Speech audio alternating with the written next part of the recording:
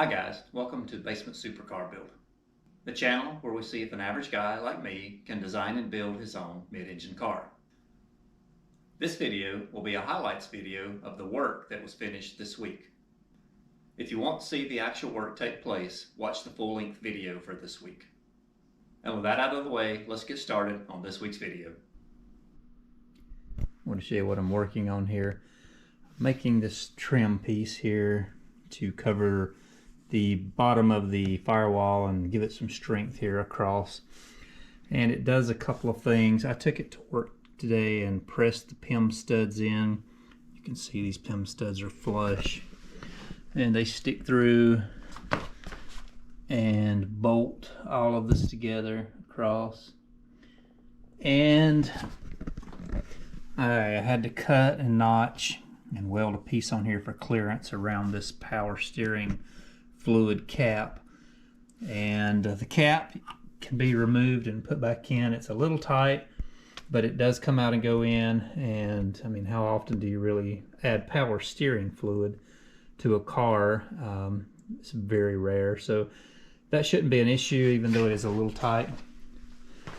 And on the other side, I have welded and made a mount here for the coolant filling cap, and add the water and coolant to the engine and radiator system.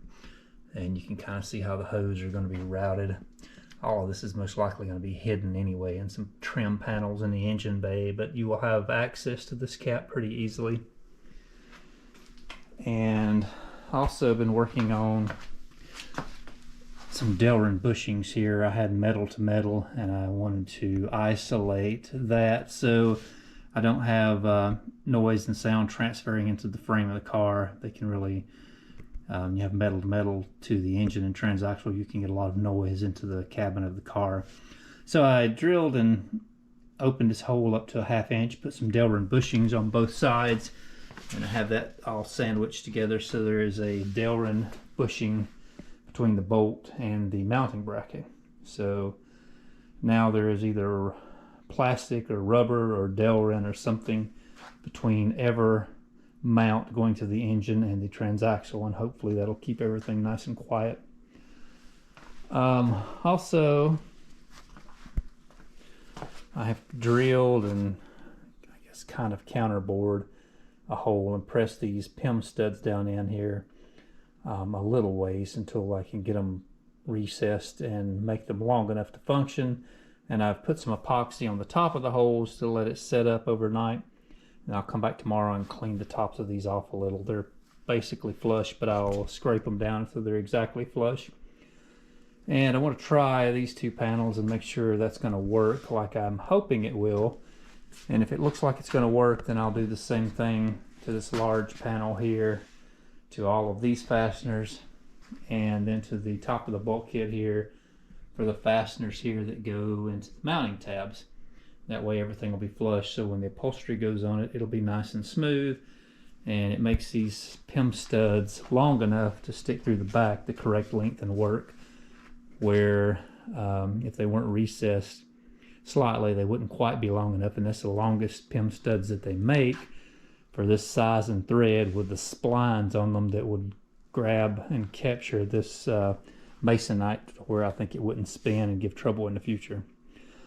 So we'll come back tomorrow and check on those and see how they work, and if everything looks good, we'll do it to the other two panels.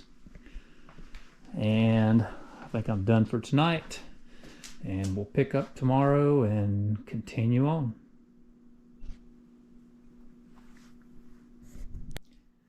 Well, my camera battery died yesterday, so you missed seeing me do a couple of things. One thing I was doing was taking this firewall in and out 2 or 3 times and fitting it and testing these Pimp studs that I had pressed in and glued in.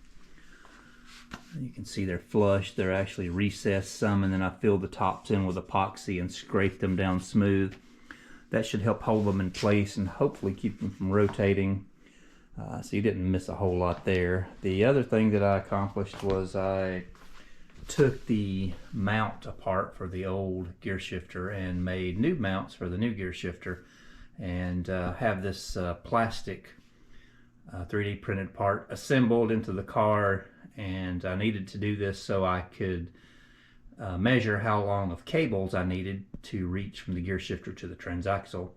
And I did take that measurement, and 7 feet long cables seem to be what I need, so I'm going to get 2 of those ordered, and hopefully I'll have everything here to install the shifter once the parts are machined and I have actual aluminum parts. But I think the next thing I'm going to do is go ahead and finish up this bottom piece of the firewall, get it put back in, put the seats back in, and just test this shifter, see how it feels as far as the throws and the travels with the seat in the car. And I guess let's get started on those things. Well, I finally put these 2 rear braces on. I made some attach points here, I welded these on, and cut these tubes to length, welded the ends on them, and I have them bolted in place, at least temporarily. And you can kind of see how that brace runs from the strong structural corner here of this roll cage hoop. These pieces almost align perfectly, so that makes that a pretty strong joint and transfers a little bit of strength down to this rear frame from deflecting up and down, at least hopefully. That was the thought behind this anyway. But that's what this looks like. And the next thing on my to-do list was going to be putting exhaust manifolds and turbos and working on the turbo system. But it hasn't arrived yet. It's running late. I called. They said it would ship today. I'll call tomorrow and verify if it did or did not. But I'm going to have 2 or 3 days before it arrives that I need to find some work to fill in with. So I'm going to look around and see what small jobs I can do until the turbo gets here. I know one thing that I need to do is mount these 2 air conditioner condensers up here in the front between the radiators.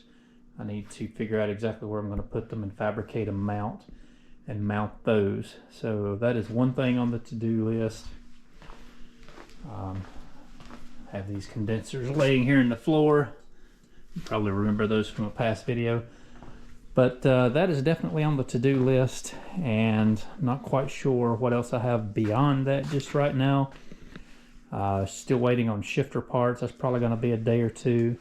Actually, shifter cables and rod ends will be here tomorrow or the next day, so we can start running shifter cables and working out the linkage for the shifter. And even though I don't have actual aluminum shifter parts yet, I can hook these cables up to this 3D printed plastic parts and test and make sure everything shifts correctly. These plastic parts are strong enough, if I'm not too rough with them, that they would survive, and where we could shift gears and test that all the linkages and the cables were the correct length, and all of that could be verified before we have aluminum parts to finish out the shifter.